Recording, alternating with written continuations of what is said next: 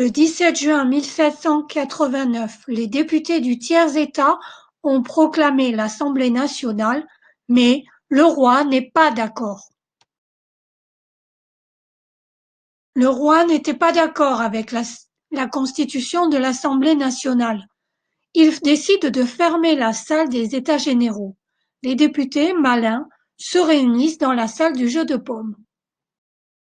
Une fois arrivés dans la salle du jeu de paume, les députés jurent de ne plus se séparer avant d'avoir écrit une nouvelle constitution pour la France. C'est ce qu'on appelle le serment du jeu de paume.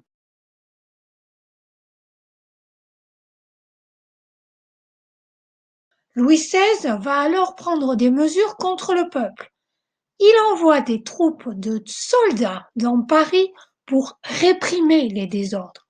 Il renvoie Necker, ministre favorable aux impôts pour les nobles.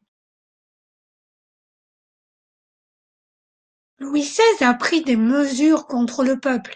Il a envoyé des troupes de soldats dans Paris pour réprimer les désordres et il a renvoyé Necker, qui était un ministre favorable aux impôts pour les nobles.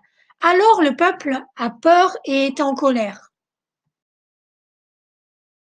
Le 14 juillet 1789, le peuple qui était en colère et qui avait peur puisque Louis XVI avait mis des troupes dans Paris, ce peuple s'empare de la Bastille qui était le symbole de l'arbitraire royal.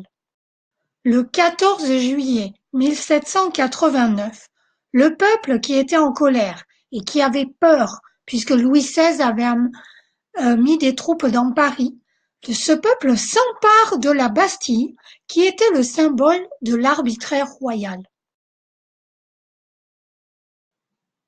Après toutes les mesures que Louis XVI avait prises contre le peuple, les paysans étaient très en colère et ils étaient armés.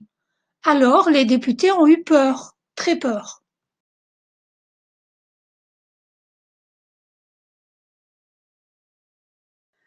Les paysans sont en colère et armés.